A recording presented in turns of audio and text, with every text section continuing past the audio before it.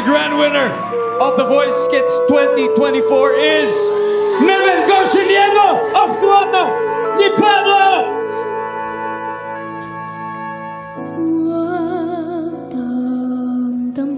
Ang pipiliin kong coach ay si Coach Pablo. I will teach you everything I could para manalo tayo dito sa competition na ito. Yeah! And mag-e-enjoy tayo.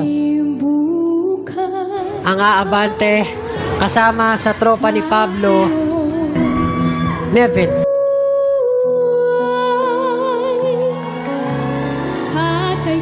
Ang mag-a-advance sa tropa ni Pablo dito sa The Voice Kids ay si Neven.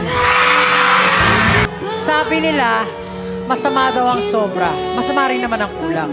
Pero si Neven, tamang galing, tamang emosyon, napakalupit na performance. So, sabihin, sobrang proud ako sa'yo. Coach Pablo, salamat po sa pagbigay sa akin ng chance na makaabot po dito sa Grand Finals ng The Voice Kids. Salamat po sa inyong guidance sa akin at sa pagturo niyo po sa akin sa aking pagkanta at gagalingan ko po sa aking Grand Finals. Iba si Neven sa lahat.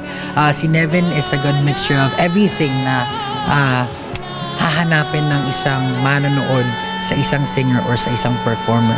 Kaya niyang bumirit, kaya niyang mag-riffs and runs, kaya niyang humugot ng malalim na notes, and at ang higit sa lahat, yung emosyon ng boses na binibigay niya sa mga tao.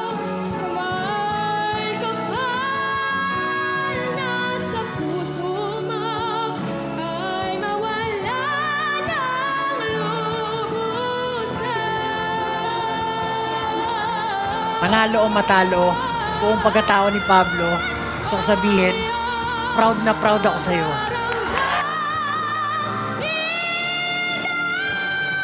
Proud na proud talaga ako sa kanya kasi nakita ko yung improvement niya. Alam ko, deserve mo to. Alam ko, ginagalingan mo sa lahat ng ginagawa mo.